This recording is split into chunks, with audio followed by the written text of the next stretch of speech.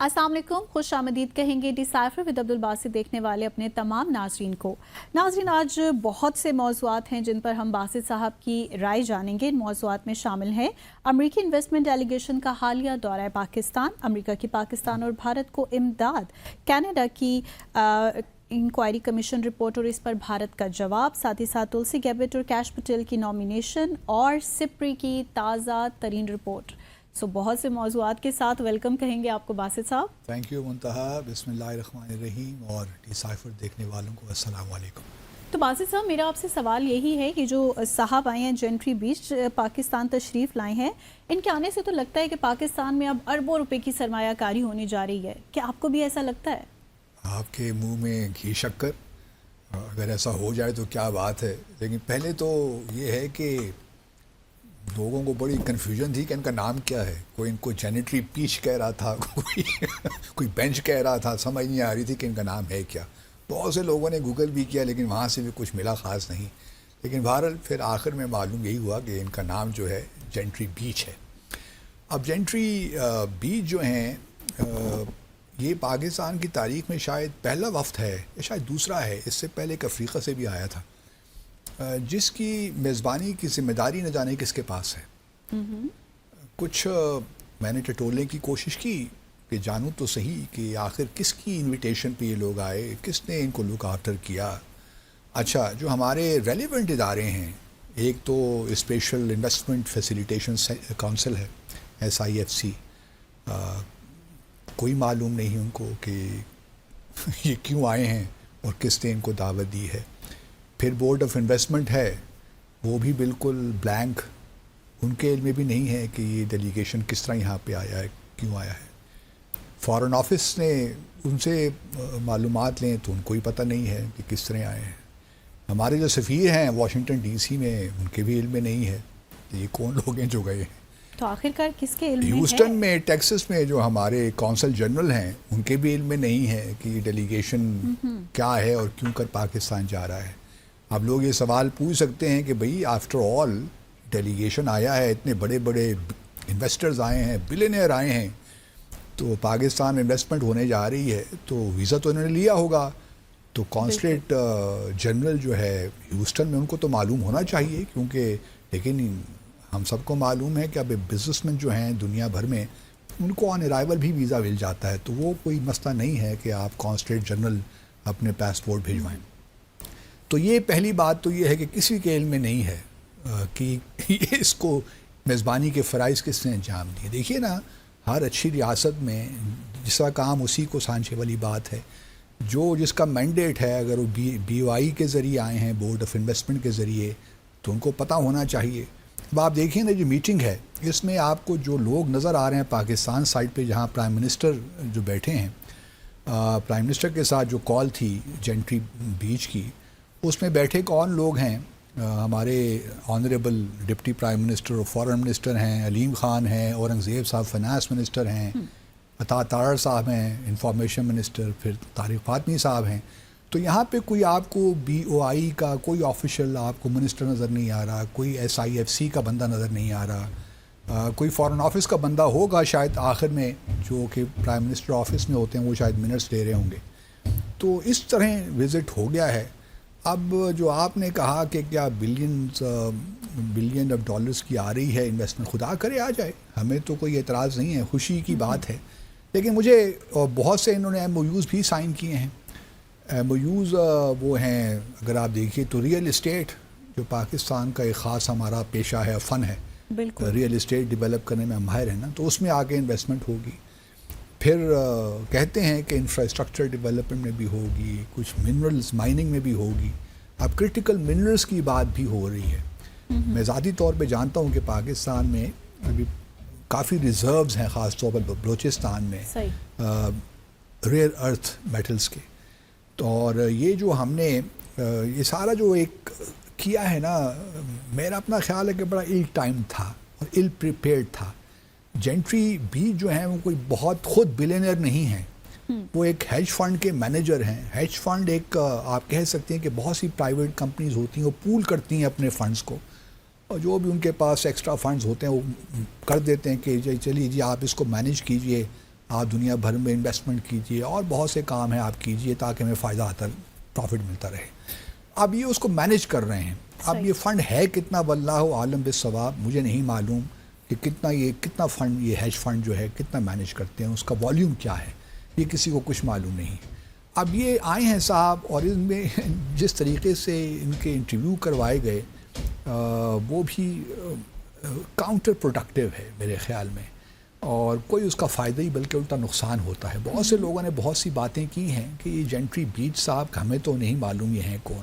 وہ کہتے ہیں یہ ٹرمپ کے ایسوسیٹ ہیں. ٹرمپ کے کوئی ایسوسیٹ نہیں. ممکن ہے کہ ایک ملاقات ان کی کسی کی ہو گئی ہو, لیکن یہ ٹرمپ جونیئر جو ٹرمپ کے بیٹے ہیں ان کے ساتھ ان کے شاید کچھ انہوں نے ان کے ساتھ کام کیا ہو یا ان کے فنڈز مینیج کیے ہوں کسی حد تک. لیکن آپ کہیں کہ بس یہ یوں امپریشن دیا گیا کہ ان کے آنے سے یو ایس ٹرمپ ایڈمنسٹریشن نے ایک بڑا اہم فیصلہ کیا ہے کہ پاکستان میں ہم انویسٹمنٹ کریں گے. اس کا کوئی تعلق نہیں ہے یو ایس کی حکومت سے, ٹرمپ ایڈمنسٹریشن کا, یہاں تک کہ یا کوئی تعلق. ابھی تو دیکھیے پالیسیز واضح ہی نہیں ہوئی نا ٹرمپ ایڈمنسٹریشن کی. تو یہ کہنا ہے کہ جی ٹرمپ بڑا اظہار انہوں نے کیا کہ وہ امریکہ میں آ کے انویسٹ کریں گے, ایسا کوئی اگر یہ ہوتا تو امریکہ کے سفارت خانے کے لوگ بھی موجود ہوتے نا. اس سائٹ پہ بھی انہوں نے ڈس او نہیں کیا تقریباً اس وزٹ کو, کہ ہمارے بھی علم میں نہیں ہے کہ یہ وزٹ کیسے ہوا, یہ کون لوگ ہیں جو آ رہے ہیں. تو میں صرف یہی گزارش کرنا چاہتا ہوں کہ دیکھیے آپ کے پاس انسٹیٹیوشنز ہیں, یہ وزٹ ہوتا ہے, اچھی بات ہے کہ امریکہ سے انویسٹرز آ رہے ہیں, لیکن کچھ ٹائمنگ کا خیال کریں نا. یہ ہو نہیں سکتا کہ ٹرمپ ابھی ان کو آئے ہوئے صرف 10 دن ہوئے ہیں اور وہ پاکستان میں اپنا ڈیلیگیشن بھجوا دیں گے. یہ ہوتا نہیں ہے دنیا میں کہیں بھی. تو تھوڑا ٹائمنگ دیکھ لیتے یار جس نے بھی ارینج کیا ہے. مطلب پہلے وہ ہم نے اپنا کیا نام تھا ان کا, نقوی صاحب کو بھجوا دیا, محسن نقوی صاحب کو امریکہ, وہ بھی ایک ill ایڈوائزڈ وزٹ تھا. اسی طرح یہ بھی ایک ill ایڈوائزڈ اور ill timed وزٹ ہے میرے حساب سے. اگر یہ کچھ نکل آتا ہے, مطلب واقعی کوئی انویسٹمنٹ ہوتی, کیونکہ ایم او یوز تو ماضی میں ہم نے بے شمار سائن کیے ہیں. اگر آپ پاکستان کی تاریخ اٹھا کے دیکھیے تو لاکھوں کے قریب ایم او یوز ہیں, لیکن آج تک اگر وہ ایم او یوز ہو جاتے ریئلائز تو پاکستان میں تو آج ڈالروں کی بہار ہوتی, لیکن ہمیں وہ کہیں نظر نہیں آتی انویسٹمنٹ. تو یہ بھی ایک مجھے لگتا ہے ایک, میں بس ورڈ تو یوز نہیں کرنا چاہتا لیکن مجبوراً کروں, گمک ہے, اور یہ گمکری جو ہے زیادہ عرصے تک کام نہیں کرتی. اور دوسری بات یہ ہے کہ تھوڑا سا یہ بھی سوچنا چاہیے کہ اس وقت اس کا آنا چائنا کے حوالے سے بھی تھوڑا سا دیکھیے اپنے آپ کو. جو آپ نے کرٹیکل منرلز کی بات کی ہے کہ اس میں انویسٹمنٹ کریں گے, چائنا کے تحفظات بھی دیکھیے کیا ہیں. تو مجھے نہیں لگتا کہ اس میں کسی نے تھنک تھرو کیا ہے. اور ہم دیکھیے کہ ان وزٹ کو ایسا اچھالا ہم نے کہ اب کل ہی جو ہے وہ پتہ نہیں 1 بلین یا 10 بلین 20 بلین ڈالر کی انویسٹمنٹ آ رہی ہے. تو یہ this was inappropriate in my view. Projection بھی بہت زیادہ پروجیکشن کی ایز اف کہ پاکستان میں پتہ نہیں کیا ہونے جا رہا ہے اگلے 1-2 سالوں میں. اور یہی چیزیں پھر ہانٹ بھی کرتی ہیں نا, they come back to you, they do not disappear. آج کل تو انفارمیشن ٹیکنالوجی کا زمانہ ہے, جو باتیں تصویریں سب آپ کے پاس ہمارے پاس موجود ہوں گی, جو بیانات آپ نے دیے. اور پھر یہ بھی شاید مقصود تھا کہ جو رچرڈ گرینل ایک صاحب تھے, انہوں نے ایک بیان دیا تھا, تو پی ٹی آئی کے جو بانی ہیں اس کو بھی شاید کاؤنٹر کرنے کے لیے کہ جی وہ انہوں نے ایک انٹرویو میں کہہ بھی دیا بیچ صاحب نے کہ جی ان کو مس لیڈ کیا گیا تھا. اگر یہ بات واقعی بھی تھی تو کم از کم یہ بات نہیں کرنی چاہیے تھی, کیونکہ جب آپ نے یہ بات ان سے کہلوائی یا انہوں نے کی تو اس سے یہ پتہ چلا کہ یہ دورہ تو اس کے مقاصد کچھ اور تھے رادر دین انویسٹمنٹ. اگر ان کا اتنا ہی انفلوئنس ہے ریچرڈ گرینل پہ, جو کہ اسپیشل مشنز کے انوائے ہوں گے ٹرمپ کے, تو یہ ان کو ذاتی طور پہ کہہ دیتے کہ جی بس اب آپ اس معاملے پہ کچھ ٹویٹ وغیرہ مت کیجیے. لیکن انہوں نے پبلک میں آ کر یہ مینشن ان کا کرنا اس وزٹ کو مزید ایک لحاظ سے آپ اس میں شک و شبہات پیدا کرتا ہے. ہاں, تو اس وجہ سے میں تو اس وزٹ بھارت کچھ اللہ کرے کچھ اچیو ہو جائے. لیکن یہ مجھے یاد آتا ہے افریقہ سے بھی ایک وزٹ آیا تھا, ایک وزیر صاحب آئے تھے, کینیا کے تھے یا کہاں کے تھے, انہوں نے کہا کہ میں آیا ہوں یہاں پہ وزیر تجارت ہوں یا کیا ہوں. وہ یہاں پہ سارا پروٹوکول لے کر واپس چلے گئے اور پتہ چلا کہ وزیر تو ہے ہی نہیں. تو یہ بھی جو ہیں بہت بڑے انویسٹر تو ہیں نہیں ان کے پاس. اور یہ مقدمات میں بھی کچھ رہے ہیں وہ کہ ان کے حق میں فیصلہ آیا ہے ایک مقدمے, لیکن کے والد صاحب بھی شاید کسی مقدمے پھنسے ہوئے تھے, ان کے خلاف فیصلہ آیا تھا. تو بہت سی کہانیاں ہیں جو کہ اب سامنے آ رہی ہیں, لیکن میں پریشان ہوتا ہوں اپنی ریاست کا جس طریقے سے ہم چیزوں کو ارینج کرتے ہیں، رادر دین کہ ہم کچھ مثبت نتائج حاصل کر سکیں، وہ الٹا ہمارے گلے بھرتے ہیں۔ پریکٹیکل اپروچ رکھنی چاہیے انسٹیڈ کہ آپ بس وہی آپ والی بات کی کہانیوں میں جائیں۔ چلیں انویسٹمنٹ سے تو آپ نے مایوس کر دیا باسط صاحب، کچھ فورن ایڈز کی جانب بڑھتے ہیں۔ مجھے بتائیں کہ کیا بھارت کی بھی امریکی امداد بند ہو گئی ہے یا صرف یہ افواہ ہی ہے؟ یہ دیکھیے، بھارت کا بڑا زبردست پروپیگنڈا ہوا جب یہ ٹرمپ ایڈمنسٹریشن نے یہ فیصلہ کیا کہ 90 دن کے لیے ہم جتنی بھی ہماری یو ایس ایڈ ہے اس پہ ہم ایک پابندی لگاتے ہیں عارضی طور پہ، ہم ریویو کریں گے، دیکھیں گے کہ جو ایڈ ہم دنیا بھر میں دے رہے ہیں وہ کتنی ہمارے نیشنل انٹرسٹ سے مطابقت رکھتی ہے، ہمارے نیشنل انٹرسٹ کو فردر بھی کر رہی ہے، انہانس بھی کر رہی ہے کہ نہیں کر رہی۔ اب اس میں دیکھیے، اور بھارت نے پروپیگنڈا شروع کر دی کہ پاکستان کی، اب امریکہ نے پاکستان کی امداد بند کر دی، ایک شروع ہو جاتا ہے، حالانکہ ایک کراس دا بورڈ تھی، اس میں پاکستان اسپیسیفک نہیں تھی، تمام دنیا جو بھی یو ایس، صرف اسرائیل اور پالیسیز ریوائز کر رہا ہے یو وہ ایس، دیکھیں گے نا، ریویو کر رہے ہیں، صرف اسرائیل اور مصر کی بند نہیں کی، لیکن دنیا میں آپ دیکھیے نا، مثال کے طور پر بھارت کو بھی، جو پاکستان، اگر آپ بھارت کا میڈیا دیکھیے تو اوپر پروپیگنڈا کر رہا ہے کہ پاکستان تو امداد سے ہی پل رہا ہے امریکہ کی۔ اب بھارت نے 2023 میں $209 ملین ایڈ لی یو ایس ایڈ کے تحت، اور 2024 میں یہ کم ہو کر $160 ملین ہو گئی۔ پاکستان کی اس کے مقابلے میں 2023 میں ہماری $170 ملین ایڈ تھی، جو کہ 2024 میں $116 ملین رہ گئی۔ تو اگر ہمارے $116 ملین پہ پابندی لگی ہے یا 90 دن کے لیے سسپینڈ ہوئی ہے یا ملتوی ہوئی ہے، تو آپ کی بھی $160 ملین کی جو ایڈ جو آپ کو 2024 میں ملی ہے تو اس سے ہی پابندی لگ گئی ہے۔ تو یہ کوئی انوکھی بات نہیں ہے کہ صرف پاکستان اسپیسیفک یہ ایشو نہیں ہے تو، لیکن بھارت کا میڈیا آپ پڑھیے تو یوں لگتا ہے کہ پاکستان اسپیسیفک امریکہ نے کوئی ایسے کوئی سینکشنز لگا دی ہیں یا پاکستان اسپیسیفک کوئی ایکشن لے دیا ہے، تو یہ پروپیگنڈا ہے جو چل رہا ہے مسلسل۔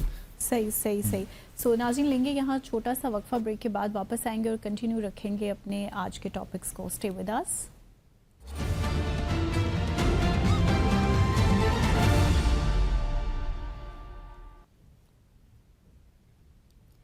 Welcome back viewers. Basit sahab, یہ بھارت اور کینیڈا تو پھر آمنے سامنے آ چکے ہیں۔ کینیڈین انکوائری کمیشن رپورٹ میں ایسی کیا بات ہے جس پر بھارت سیکھا ہے؟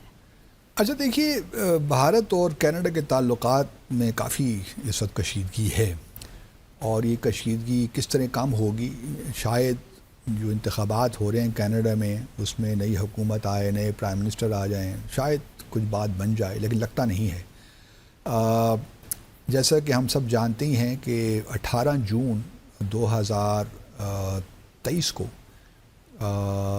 ایک سکھ کو قتل کیا جاتا ہے، ہردیپ سنگھ نجر کو، کینیڈا میں ہی۔ اس کے بعد سے لے کر اب تک حالات کافی خراب ہیں۔ امریکہ، کینیڈا نے بہت سے جو 6 کے قریب بھارتی سفارتکار تھے ان کو ایکچولی وڈرا کیا بھارت نے، کیونکہ کینیڈا نے یہ اعلان کیا کہ یہ بھی پیپل آف انٹرسٹ ہیں، ان سے بھی پوچھ گچھ ہم کرنا چاہتے ہیں، تو اس سے پہلے کہ وہ ایک ڈپلومیٹک کمیونٹی ہوتی ہے تو وہ پھر بھارت نے وڈرا کر کے تقریباً 40 کے قریب کینیڈین سفارتکاروں کو نکال دیا بھارت سے۔ تو اس وقت سے کافی کشیدگی ہے، حالانکہ ٹریڈ بھی ان کا 10 بلین کے قریب رہا ہے، جو کہ بیلنس آف ٹریڈ جو ہے بھارت کے فیور میں ہے۔ اچھا، 2021 میں جب انتخابات ہوئے کینیڈا میں تو اس وقت بھی کافی کینیڈا کے اندر لوگوں نے بہت سی آوازیں اٹھائیں کہ جی ان انتخابات کو انفلوئنس کرنے کے لیے کافی مختلف جو ممالک ہیں کافی پیسہ خرچ کرتے ہیں کینیڈا میں، تاکہ وہ پولیٹیشینز الیکٹ ہو کے یہاں پارلیمنٹ میں جو کہ فیوریبل ہوں ان کی طرف، وہ ایسی پالیسی بنائیں جو کہ ان کے ملک کو فیور کریں۔ اس ضمن میں چائنا اور رشیا کا بڑا نام لیا جاتا رہا 2021 میں کہ جی یہ انہوں نے بہت پیسہ لگایا، اور ہوتا یہ ہے کہ جن پولیٹیشنز پہ آپ پیسہ لگاتے ہیں ان کو پتہ نہیں چلتا کہ یہ پیسہ کہاں سے آ رہا ہے، کیونکہ ہر ملک کی پراکسی ہوتی ہیں، وہیں کے لوکل سے کمپنیز کو کہہ دیا کہ جی آپ بھی کنٹریبیوٹ کر دیں، یہ دے دیں، وہ دے دیں۔ تو یہ ایک نارمل طریقہ ہے جو بڑے ممالک کرتے ہیں، اور چائنا رشیا سے کوئی بعید نہیں ہے کہ انہوں نے یہ کام کیا ہو اور پیسہ خرچ کیا ہو۔ تو 2021 کے الیکشن میں یہ بات سامنے آئی، خاص طور پہ چائنا اور رشیا کا نام سامنے آیا، اب جسٹن ٹروڈو جو ہیں اب کچھ ماہ کے مہمان ہیں, انہوں نے استعفیٰ دے دیا ہے لیکن ابھی فی الحال وہ پرائم منسٹر ہیں. تو انہوں نے کہا کہ ایک کمیشن بناتے ہیں جو کہ انکوائری کرے اس سارے معاملے کی. تو سپٹمبر 2023 میں انہوں نے ایک کمیشن بنایا وچ واز ہیڈڈ بائی جسٹس میری ہوگ if I am not wrong.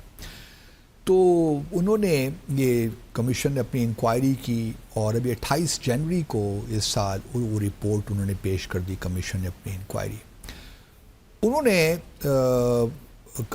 Report میں اگر آپ دیکھیے تو اس میں بہت سے ممالک کا نام ہے جو کہ کینیڈا میں جو انتخابات ہیں ان پہ اثر انداز ہونے کی کوشش کرتے ہیں. اس میں چائنا سر فہرست ہے اور انٹرسٹنگلی بھارت نمبر 2 پہ ہے جو سب سے زیادہ پیسہ خرچ کرتا ہے.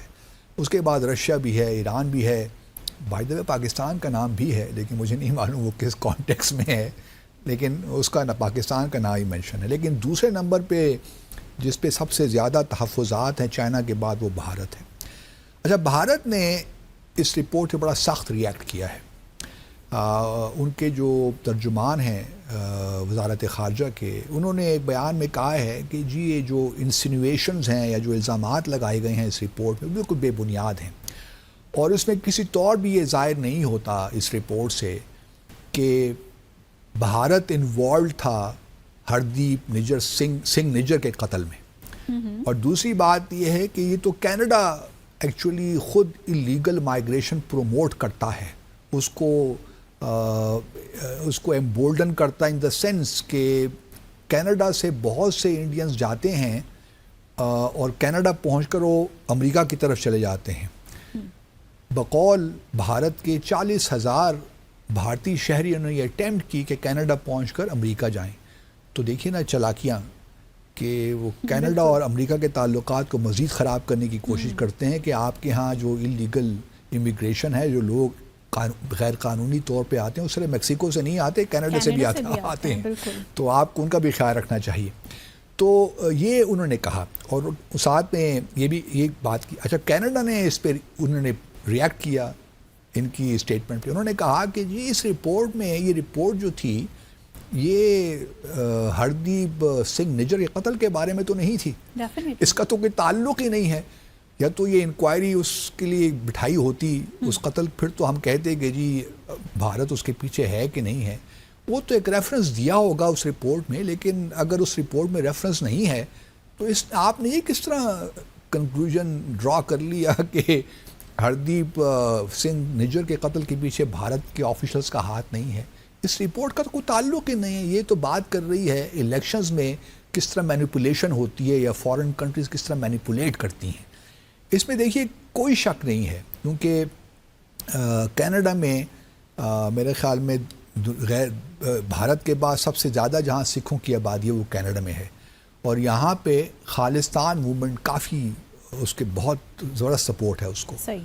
اور ساتھ ساتھ ایک اور بھی آرگنائزیشن ہے سکس فار جسٹس, وہ بھی بڑی فعال ہے, کینیڈا میں بھی ہے اور امریکہ میں بھی ہے. اب مجھے لگتا کچھ یہ ہے کہ یہ تعلقات جو ہیں, ایک تو کینیڈا بھارت کے تعلقات میں کشیدگی ہے, پھر کینیڈا اور امریکہ کے درمیان بھی تعلقات میں اس وقت کشیدگی ہے, ٹیرف کے ایشوز ہیں. اب دیکھنا یہی ہے کہ کس حد تک پریزیڈنٹ ٹرمپ جاتے ہیں, کیونکہ کینیڈا ٹریڈیشنلی ایک اسٹریٹجک پارٹنرشپ سمجھا جاتا ہے. اور یہ بھی یاد رہے کہ جو 5 آئیز ایک انٹیلیجنس گروپنگ ہے جس میں کینیڈا, UK, US, آسٹریلیا اور نیوزی لینڈ شامل ہیں, وہ بھی اس وقت خطرے میں ہی لگتی ہے مجھے.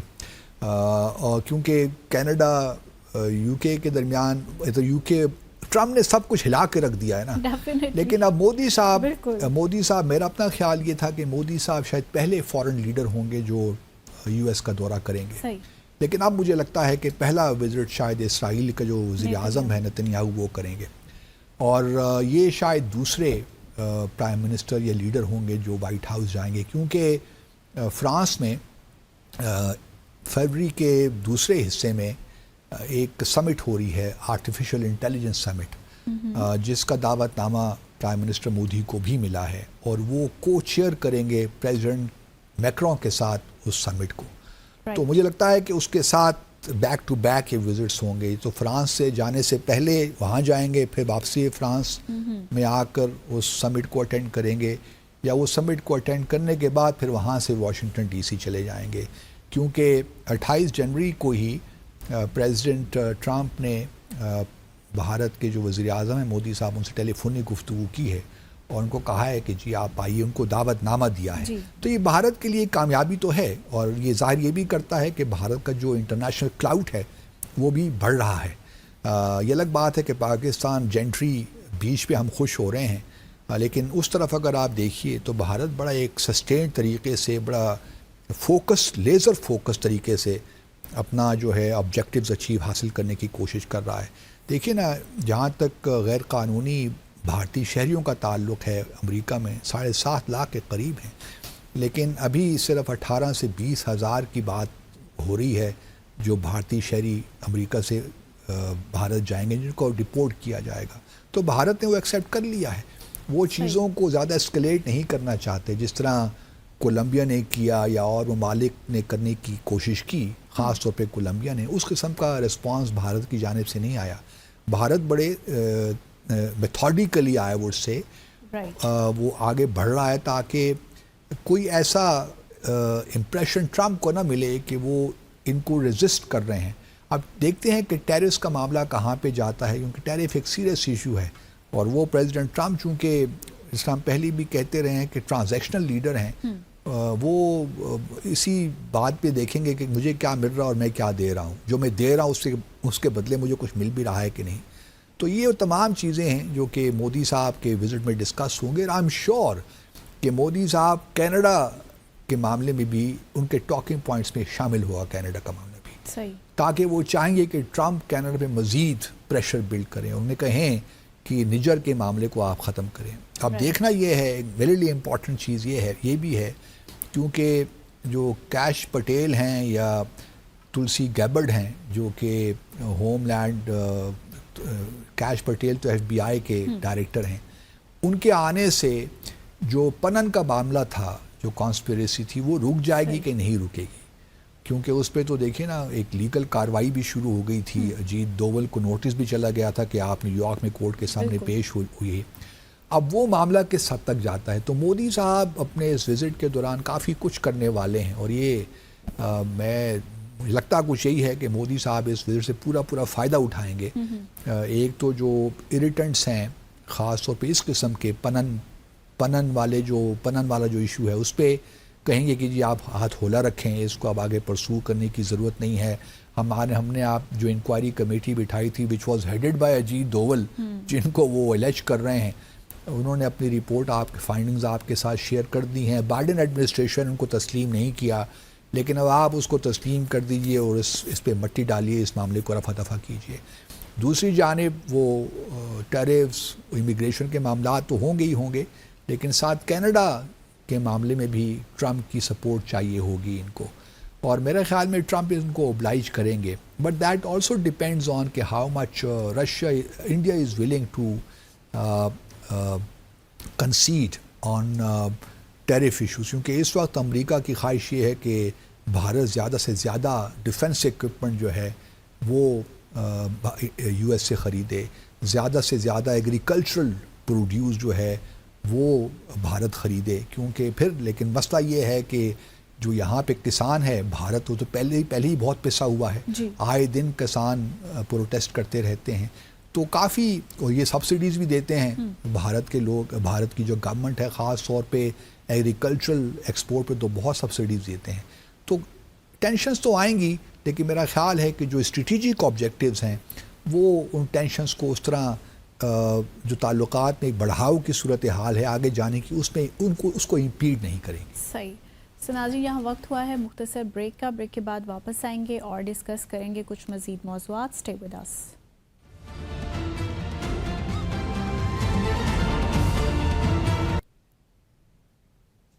Welcome back. باسط صاحب, یہ سپری کی ایک رپورٹ آئی ہے دفاعی اخراجات کے حوالے سے, اس حوالے سے تو کچھ معلومات ہمارے ویورز کے ساتھ شیئر کریں. ہاں, سپری جو ہے منتہا جانتی ہیں آپ کہ بہت ہی جانا پہچانا نام ہے دنیا بھر میں, اور یہ stock home international peace research institute کہلاتا ہے سپری.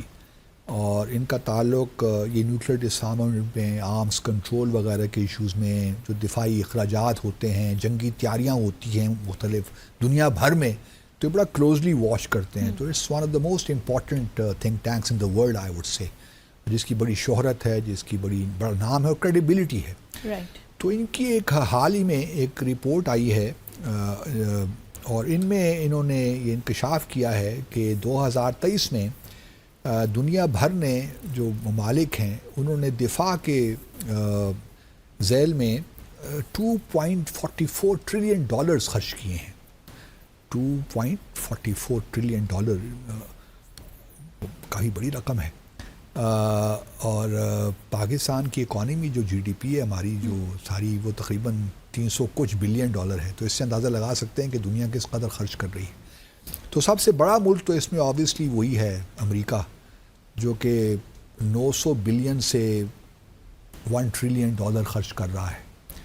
اس کے بعد نمبر آتا ہے چائنا کا، جو کہ کچھ 300 بلین کے لگ بھگ خرچ کرتا ہے. صحیح. باقی ممالک بھی کر رہے ہیں، لیکن بھارت بھی ٹھیک ٹھاک خرچ کرتا ہے اپنے ڈیفنس ایکسپینڈیچر. اس کا پچھلے سالوں میں کافی اس میں انکریز آئی ہے، اور اس وقت ان کا جو ایکسپینڈیچر ہے it's close to $80 billion, which is not I mean in the context of South Asia it's quite big.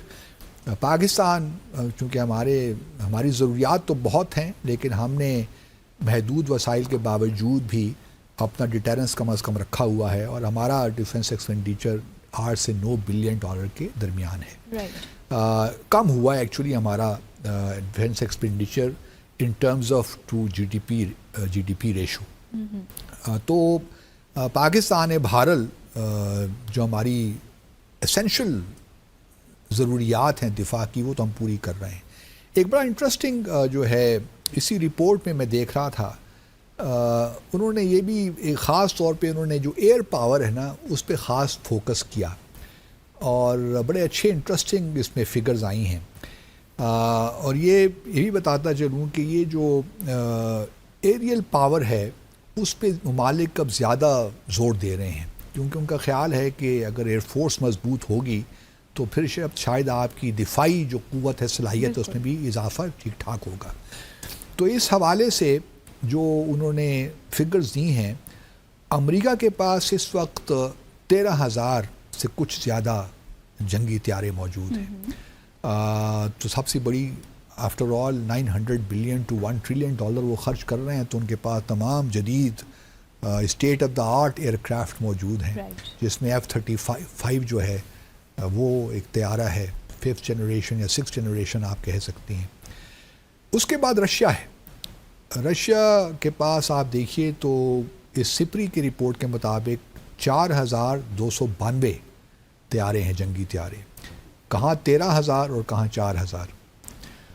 تیسرا نمبر آتا ہے چین کا، جن کے پاس 3,000 طیاروں سے کچھ زیادہ ہیں، 3,309 کے قریب. تو بڑا فرق ہے چین اور امریکہ کے. اگر آپ دفاعی دیکھیے جو پریپریشنز ہیں یا ان کی صلاحیتیں ہیں، 13,000 کہاں اور 3,000 کہاں. تو بہت ایک گیپ ہے، اور ابھی چائنا کو بہت وقت لگے گا. گو کہ چائنا نے J-35 طیارہ بنا لیا، جو کہ بڑا زبردست طیارہ ہے، اسٹیلتھ طیارہ، جو ہم بھی لے رہے ہیں، پاکستان بھی لے رہا ہے. تو یہ ایک بہت بڑی کامیابی ہے، لیکن ابھی چائنا کو کیچ اپ کرنے میں کافی وقت چاہیے اور کافی ریسورسز چاہیے. انڈیا کا نمبر آتا ہی چوتھا. امریکہ، روس اور چائنا کے بعد انڈیا کے پاس ہیں 2,229 جنگی طیارے. اس میں آبویسلی وہ لائٹ ایئر کرافٹ بھی ہیں. جس طرح پاکستان کا J-F-17 ان کے پاس تیجا ہے، تو اس میں وہ بھی سب شامل ہیں، لیکن 2,229 ہیں. اس کے بعد نمبر آتا ہے ساؤتھ کوریا کا. آپ کے پاس 10 ممالک کا ڈیٹا شیئر کر رہا ہوں. ساؤتھ کوریا کا نمبر آتا ہے، ان کے پاس 1,592. جاپان کے پاس 1 لاکھ میرے ذہن میں کیوں آ رہا ہے، 1,443. اور پاکستان کے پاس 1,400. پھر 1 لاکھ آپ مجھے ٹھیک کیوں نہیں کرتی ہو. تو آپ کہہ سکتی ہیں کہ 1,399 جنگی طیارے پاکستان کے پاس ہیں. اب پاکستان اور بھارت کے درمیان جو فرق ہے وہ تقریباً ہے 800-900 طیاروں کا، وچ از ہیوج. پاکستان بھارت کے کانٹیکس میں آپ دیکھیے تو، لیکن بھارت تو یہ بھی کہتا نا کہ ہمیں پاکستان سے صرف نہیں بلکہ چائنا سے بھی خطرہ ہے. تو چائنا اور اگر پاکستان کی کیپیبلٹی کو آپ ملا لیں تو ہماری تقریباً بن جاتی ہے 4,500 کے قریب طیارے. صحیح. تو پھر ہم بھارت سے ڈبل ہیں تقریباً.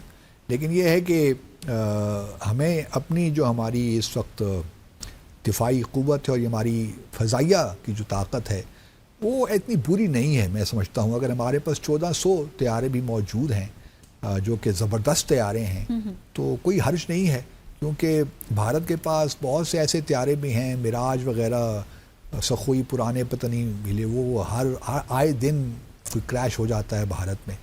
تو وہ اب دیکھنا یہ ہے کہ بھارت جو نیا اپنا ایک فلیٹ بنا رہا ہے، رافیل وغیرہ کا ہاں F-35 جو بھی نئے طیارے آ رہے ہیں تو وہ کس حد تک ان میں جنگی صلاحیتیں موجود ہیں. اچھا، پاکستان کے بعد پھر ایجپٹ ہے.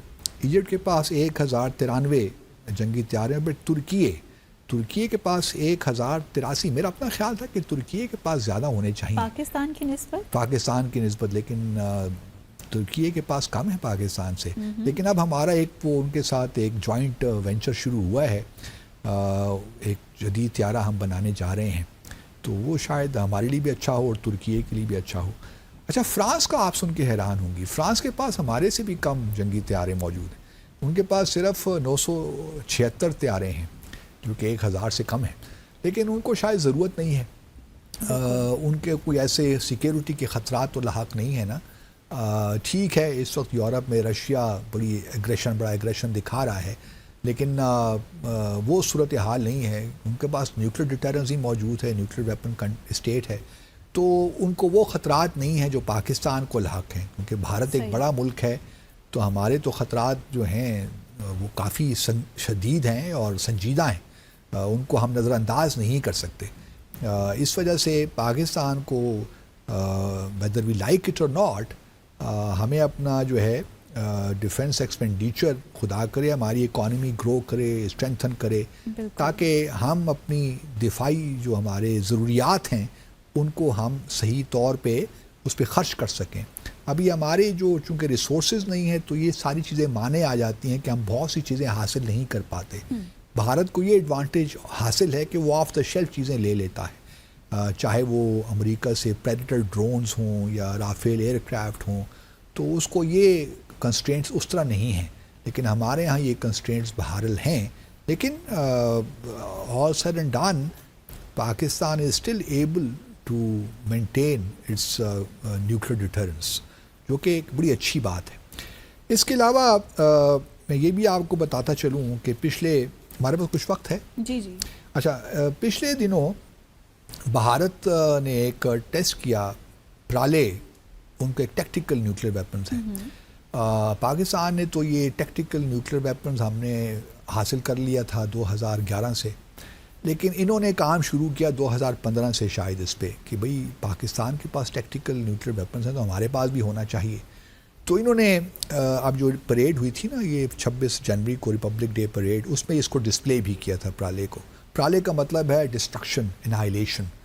تو وہ ڈسپلے کیا اور یہ کافی یہ جو ہے انٹرسٹنگ ہے ان دا سینس کہ یہ کوازائی بیلسٹک میزائل ہے اور اس کی جو رینج ہے وہ ہے 150 سے لے کر 500 کلومیٹر تک، اور یہ پے لوڈ کنونشنل یا نیوکلیر اٹھا سکتا ہے 500 سے 1000 kg تک. اب مجھے نہیں معلوم کہ پاکستان کا جو نصر ہمارا ٹیکٹیکل ویپن جو ہے وہ زیادہ افیکٹو ہے کہ یہ. میرا اپنا خیال یہ ہے کیونکہ یہ بیٹل فیلڈ ویپن ہوتا ہے میزائل. اگر اس کی رینج 150 سے 500 کلومیٹر تک ہے تو یہ پھر بیٹل فیلڈ، میں ٹیکنیکل آدمی تو نہیں ہوں لیکن میں ایک کامن جو ٹرمپ کہتے ہیں نا کامن سینس جو کل اپنی، تو کامن سینس مجھے یہ بتاتا ہے کہ شاید پاکستان کا نصر جو ٹیکٹیکل ویپن ہے یا میزائل ہے یہ زیادہ افیکٹو ہے، کیونکہ اس کی جو رینج ہے وہ 500 سے 70 کلومیٹر تک ہے، جو واقعی میں بیٹل فیلڈ میزائل ہے. تو زیادہ افیکٹو ہونا چاہیے نصر ایز کمپیئر ٹو پرالے. تو یہ تو بہرحال کوئی دفاعی جو ٹیکنیکل لوگ ہیں جو ان تمام موضوعات کو پڑھتے رہتے ہیں جانتے ہیں وہی بہتر بتا سکتے ہیں. لیکن ایز اے لے مین میرا جو انیشیل ریئیکشن تھا وہ یہی تھا کہ شاید نثر جو ہے وہ ہم بہتر طریقے سے استعمال بھی کریں گے اگر کبھی خدا نہ خواستہ موقع آیا. گو کہ ہماری خواہش نہیں ہے لیکن اگر پش کمز ٹو شو تو پھر تو کوئی پھر تو کرنا ہی پڑے گا. اور یہ چونکہ واقعی ہمارا بیٹل فیلڈ ویپن ہے تو اس کے استعمال ہمیں کوئی جھجک بھی نہیں ہونی چاہیے. پرفیکٹ. چلیں اسی کے ساتھ ہی ویورز آج کے ڈیسائفر ود عبدالباسط کا وقت اختتام پذیر ہوا چاہتا ہے. آپ سے ملاقات ہوگی اب انشاءاللہ کل مزید دلچسپ موضوعات کے ساتھ. ٹل دین بی ہیپی, ٹیک کیئر, اللہ حافظ.